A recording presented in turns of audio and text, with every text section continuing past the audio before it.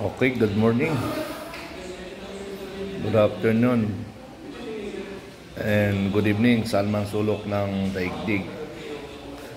Ang pupuntuhan natin ngayon in regards to FGF and OFW commanders.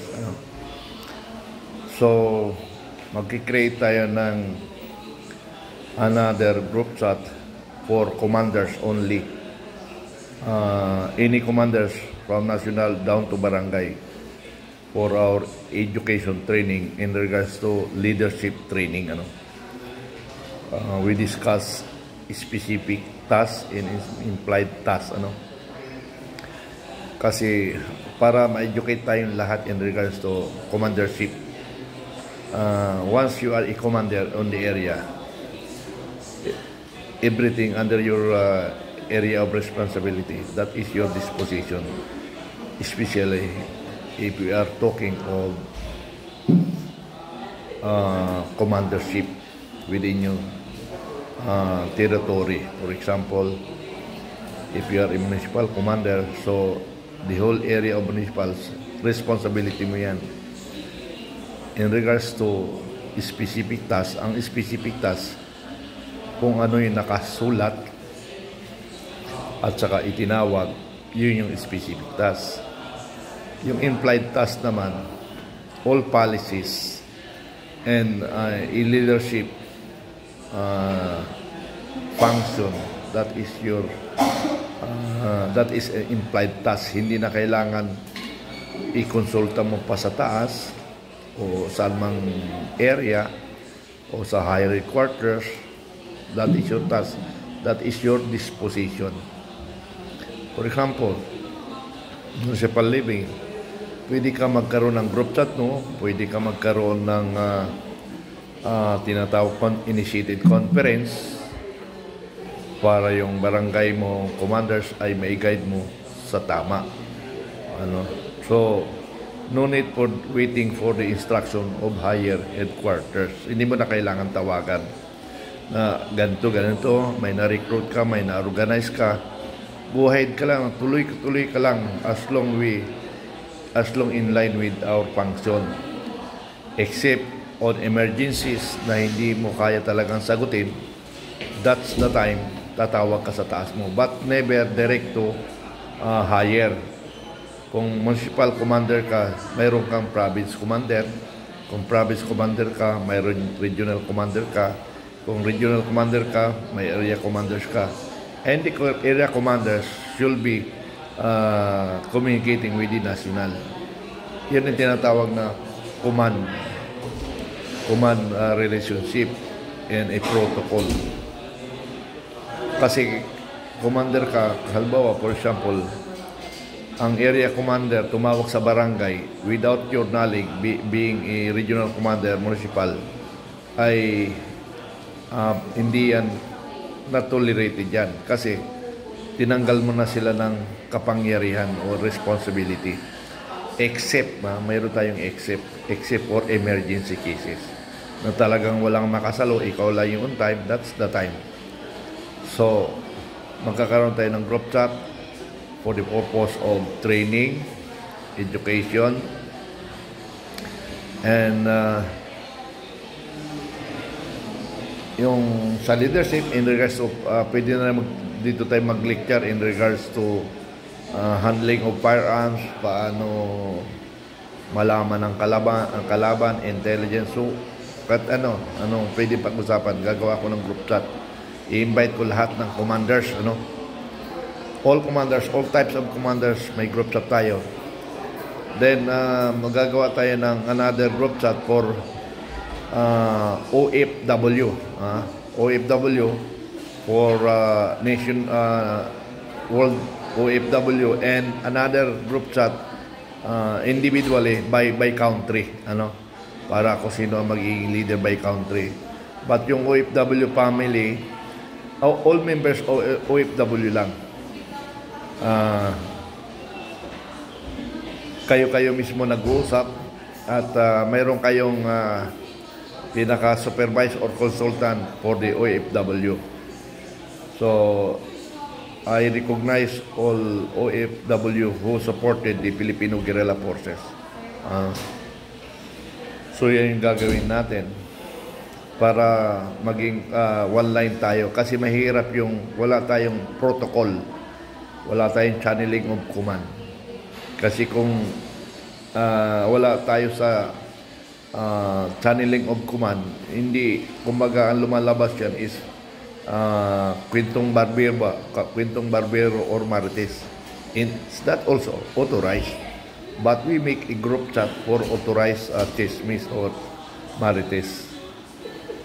Kasi gusto natin ilabas natin ang mga sama ng loob, but in the proper forum, in the proper time, in the proper group chat, Pero pag ang group chat ginawa for the purpose of monitoring and dissemination instruction, huwag nating gamitin yun, kasi matatakpan yung ibang instruction. Kaya maraming hindi nakakaalam sa mga instruction, kasi mas marami ang marites kaysa doon sa mga dissemination. So gumawa ako ng group chat for marites. Ang group chat yung FGF updated. FGF updated, ano ba yan?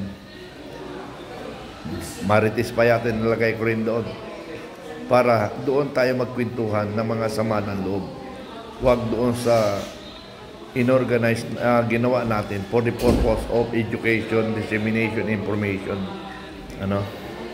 So, para clear tayo. Kasi natatakpan yung mga instruction. Kaya maraming hindi alam ang mga nangyayari sa ating grupo.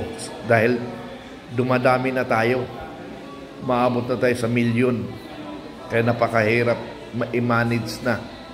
Okay lang yan kung 1,000 lang tayo.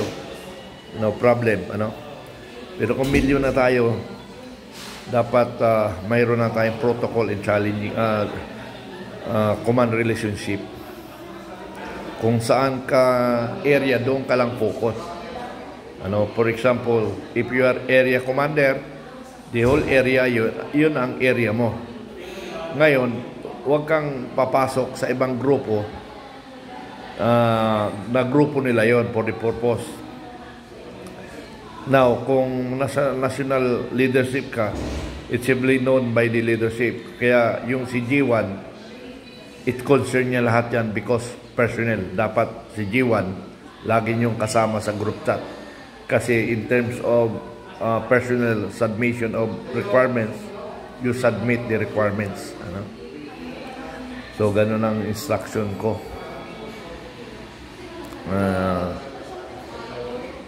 Kasi may mga commanders na huli na naimpormahan. Yun pala, hindi niya nabasa kasi natakpan. So, ano pa para sa OFW? Ang proposal, ang planning ni Commander, ni Supremo, ay nasa loob tayo ng Executive Committee. Nasa loob na tayo ng Executive Committee ni Inday Sara. Once mapalitan si Bangag, ay papasok si Inday Sara. So ang target ni Supremo is OFW, or what I mean, the DILG, and I am the Assistant Secretary. Now, lahat ng FGF, everybody will be included in the DILG structure. Siguro hindi naman lahat sa mga head of offices. Siguro depende sa qualification natin, So i-priority natin ang Filipino Guerrilla Forces, and the Filipino Guerrilla Forces will be coming in National Guard. Ano ba yung National Guard? Parang katulad sa United States na mayroon na National Guard. So, yun yung gagawin natin. Siyempre, normal, may qualification rin. Hindi pa pwedeng ipasok doon na without qualification. But dito sa FGA, ang qualification lang dito, may pusong makabayan. Yun lang requirements dito. Kahit hindi ka na nakagagalaw, pero may pusong makabayan ka naman, you are welcome to the FGF. Pero for the position of the government, siyempre, yung qualified, So, after that, in case na hindi maging DLG at hindi napalitan si Bangag, ay by 2028, our Supremo will be run for Vice President by all means. Tikit man si Inday Sara o hindi, tatakbo siya as Vice President. So, kailangan natin nakaprepared na tayo, OFW, kailangan yung suporta because hindi tayo hihingi ng tulong sa mga politician, hindi tayo hihingi sa mga oligarchs. Kasi may hirap kung magkaroon tayo ng utang na loob sa oligarchs. Ano? Mahirap na yan kasi makokontrol tayo. So wala rin tayo pinagkaiba sa mga ibang mga politician. So with that, siguro by next term, pwede na tumakbo na presidente si Supremo. So yun ang planning natin sa FGF. So magpalakas tayo. Wala tayong gagawin kung hindi palakas ng palakas.